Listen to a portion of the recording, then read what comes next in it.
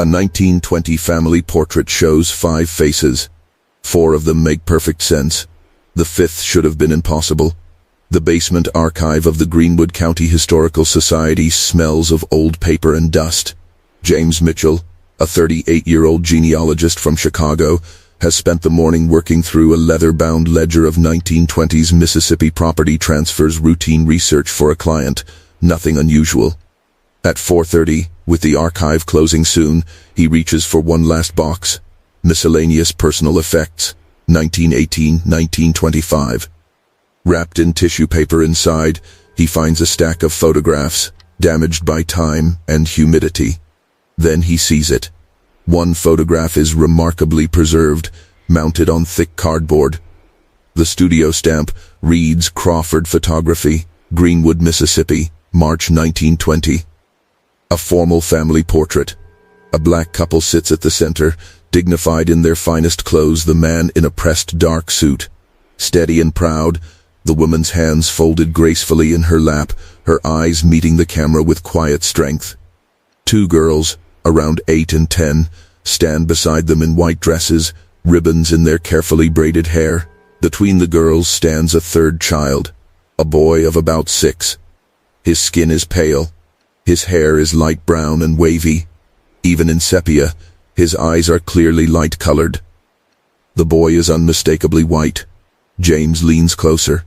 The boy stands naturally, no stiffness, no forced arrangement.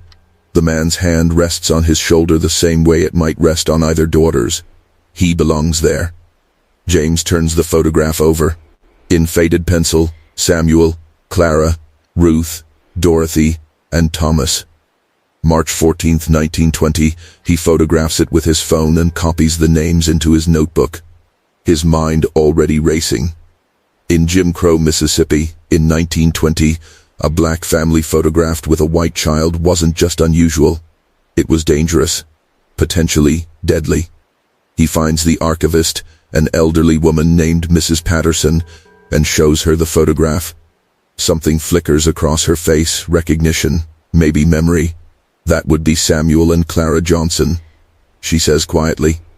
Respected family. He was a carpenter, she took in sewing. She hesitates over the children.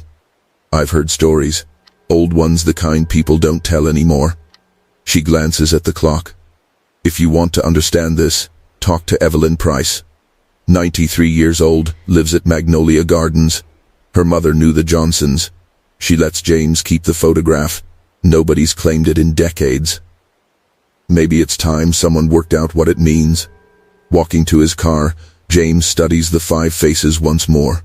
4 make sense. 1 is impossible. Whatever happened in 1920, someone went to great lengths to hide it, and someone else went to even greater lengths to make sure it was never entirely forgotten. That night, James starts with the 1920 census for Greenwood. Samuel Johnson, 32, black, carpenter, homeowner. Clara Johnson, 29, seamstress. 2 daughters, Ruth, 10, Dorothy, 8, no son. No Thomas. He searches birth records for any Thomas born in Leflore County between 1912 and 1914. Everyone is accounted for in his own family. None vanish into a black family's photograph. He emails his research assistant in Chicago. Need death records. Leflore County, 1918-1920. White couples dying close together. Young children involved. Also orphanage records. Digging through the Greenwood Commonwealth's archives, he finds it February 3, 1920, tragic accident claims local couple. Robert Hayes, 34, and his wife Margaret, 29, died in a house fire on February 1st. The couple leaves behind one son, age 6. 6 years old. The right age. There's almost nothing else about the Hayes family, no follow-up, no mention of the child's fate. James searches Mississippi orphanage records instead, and the results are grim. A 1921 reform report on the Greenwood County Children's Home describes overcrowding, abuse. Children as young as 5 worked 10 hours a day. And buried in a footnote, suspicious disappearances of children allegedly adopted, though records cannot be verified. His assistant writes back, Facility investigated 1921. Multiple children unaccounted for.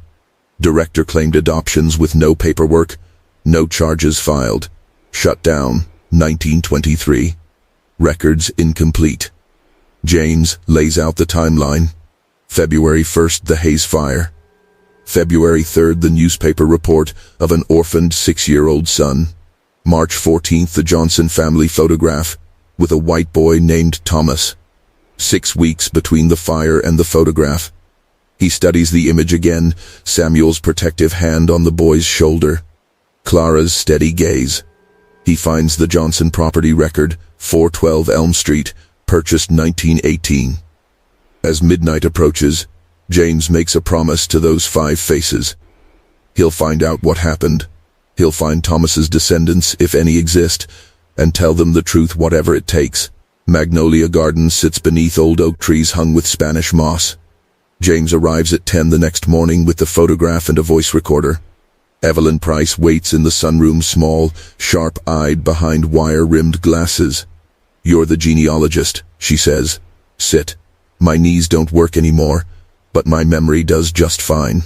She takes the photograph with trembling hands, age, not emotion, and studies it a long moment. "Samuel and Clara Johnson," she says. "I was 5 or 6, but I remember them. My mother knew Clara from Church Mount Zion Baptist." She looks up. "You must understand what 1920 Mississippi was like. A black man could be killed for looking at a white person wrong, touching a white child that was asking for a rope in a tree." She pauses. "They did it anyway." The story comes out slowly. Robert and Margaret Hayes, poor white folks, died in the fire. When it happened, nobody wanted their boy. No family left to take him. The county was set to send him to the children's home. "We all knew what that place was," Evelyn says. "Children went in broken. Some didn't come out at all." Samuel had been working near the Hayes place. The day after the fire, he found the boy sitting alone on the burned porch steps, waiting for the county men to come for him. He went home and told Clara. "My mother said," Clara cried. Evelyn says, "They had 2 daughters already. They knew exactly what it would cost them if anyone found out. But Clara said she couldn't let a child go to that place, no matter his color. Said God would judge them if they turned away." Her voice steadies. "So, they took him. The night before the county came, just took him home. They told neighbors he was Clara's nephew, visiting from up north. A thin story, barely believable, but the black community closed ranks around it. We all kept the secret," Evelyn says. "For almost 2 years. They called him Thomas. He played with Ruth and Dorothy. Went to church. Learned carpentry from Samuel. Sweet boy," my mother said. "Why take the photograph at all?" James asks. "Wasn't that a risk in itself?" "Samuel wanted proof," Evelyn says. "If they were ever caught, arrested, killed, he wanted evidence the boy had existed. That he'd been loved. He saved for months to pay for it. The photographer, Albert Crawford, was white, but fair. Samuel told him the truth outright. Crawford could have turned them in. Instead, he took the picture and charged half price. Said it was the bravest thing he'd ever seen. By 1922, it had become too dangerous. The boy looked unmistakably white as he grew, and the Klan was active that year. Clara had a cousin in Chicago, Diane Porter, married to a white union organizer. In June 1922, they sent Thomas north. Clara cried for days. Evelyn says, "They wrote in secret for years. Thomas wrote back when he was older, said he remembered them, was grateful. After Samuel died in 1935, the letters stopped. Ruth burned what was left after Clara passed in 1947. Thought it was safer." She hands the photograph back. "It's time this was told. Find his family. Make sure people know that even in the darkest years, some people chose love over fear." Mount Zion Baptist Church still stands where it always has, a modest brick building with a white steeple on the edge of downtown Greenwood. James meets the church secretary, Patricia Lewis, and explains he's researching the Johnson family from the 1920s. Her eyes widen. "Let me get Pastor Williams." Pastor Marcus Williams, a tall man in his 50s, studies the photograph. His expression shifts the moment he notices Thomas. He and Patricia trade a glance. "Follow me," he says quietly, and leads James to the church's basement archive shelves of record books going back generations. He pulls a ledger marked 1918-1925. The Reverend here in the 1920s, Walter Thompson, kept meticulous records. Williams explains. Public ones and private pastoral notes. He turns to March 1920 and points to an entry.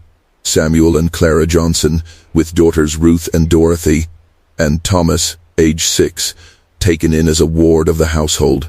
Family portrait commissioned. May God protect them in their righteous undertaking. A ward, James says. Reverend Thompson knew. The whole congregation knew, Williams says. He flips through more entries, collections taken for the Johnson household, prayers offered for their safety, month after month. They built a wall of silence around that family, and they held it. Patricia brings out a second box, Thompson's personal journals. James reads, his hands unsteady. March 15th, 1920, Samuel Johnson came to me troubled. He has taken in the Hayes child, knowing the danger. I asked him why he would risk everything. He said, Reverend, I looked in that boy's eyes and saw my own daughters. I could not send him to die slowly in that place. Clara agrees. They ask only for the church's prayers.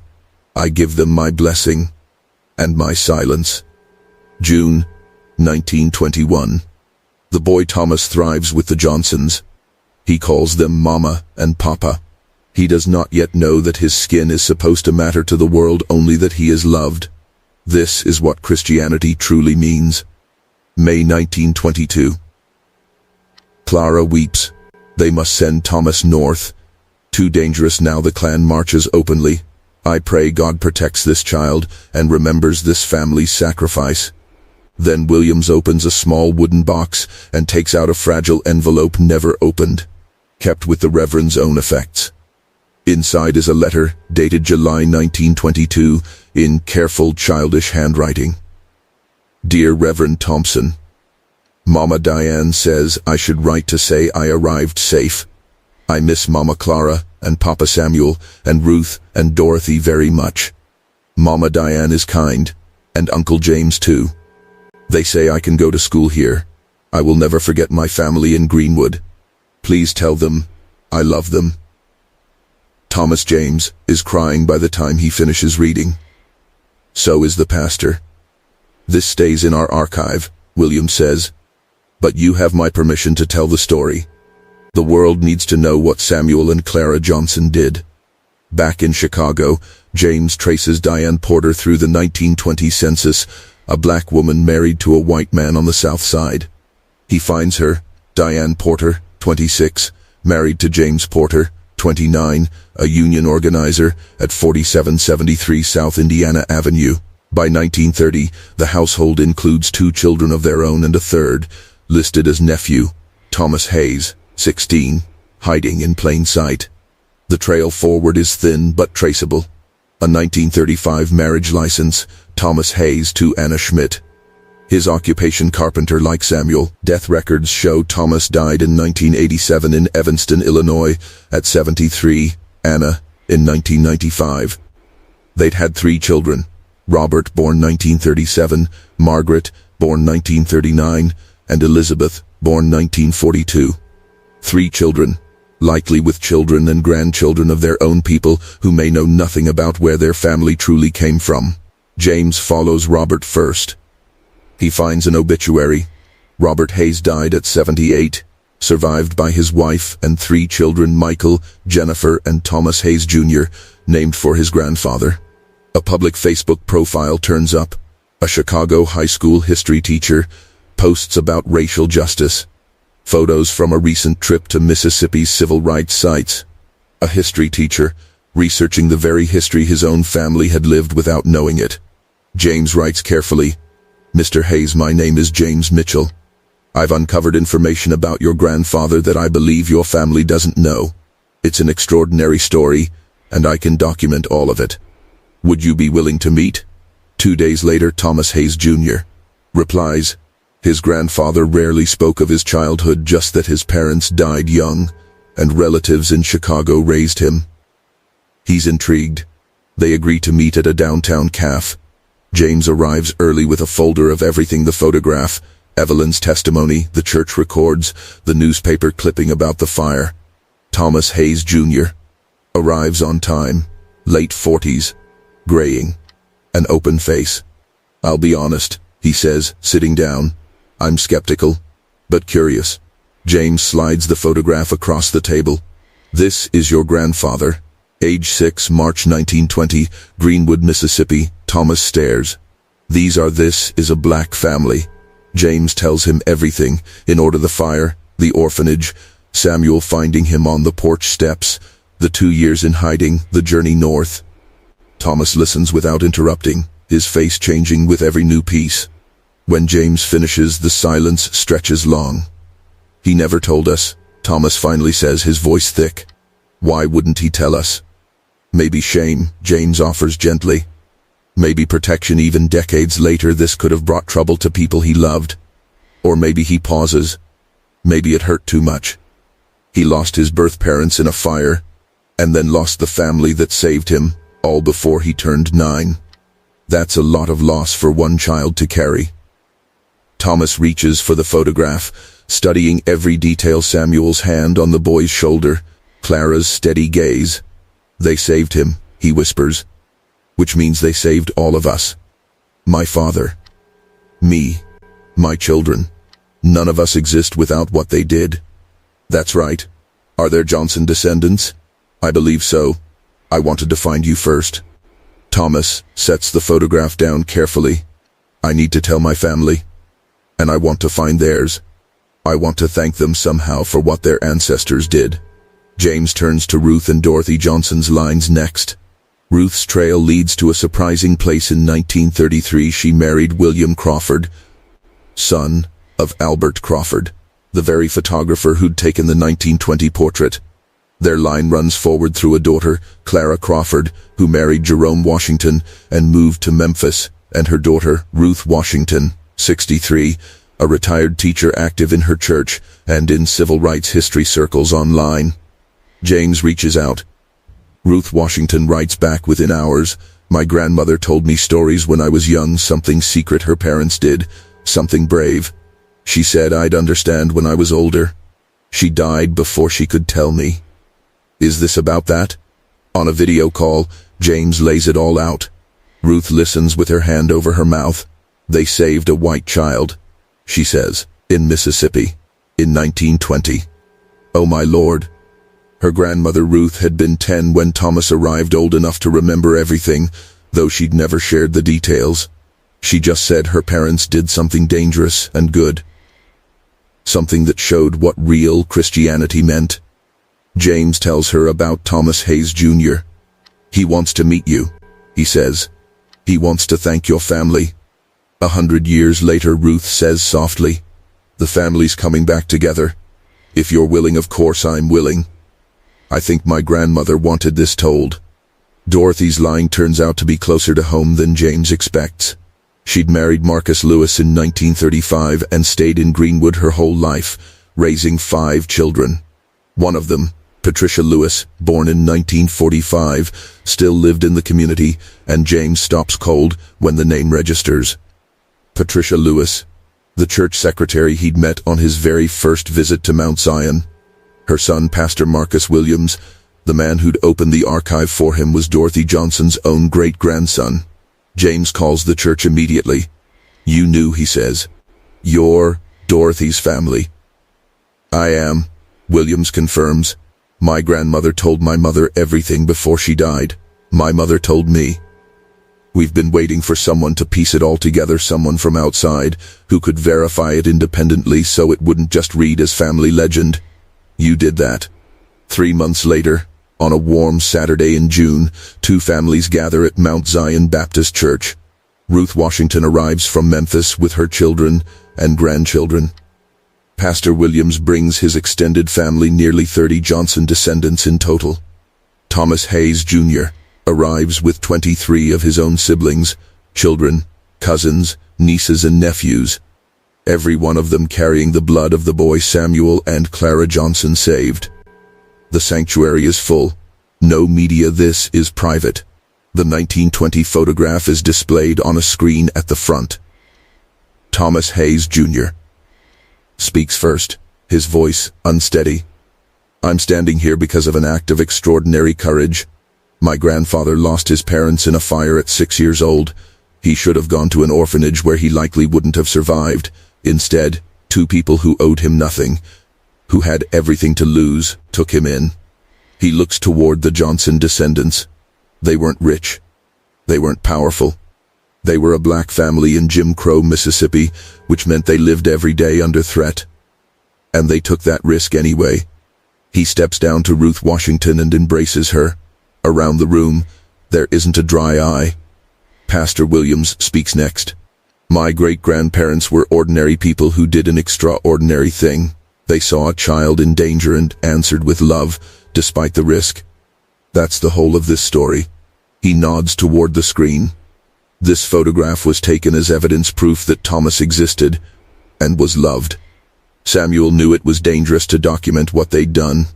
He insisted anyway, and 100 years later, that photograph brought two families home to each other. Ruth Washington shares what her grandmother told her young Thomas playing with the girls.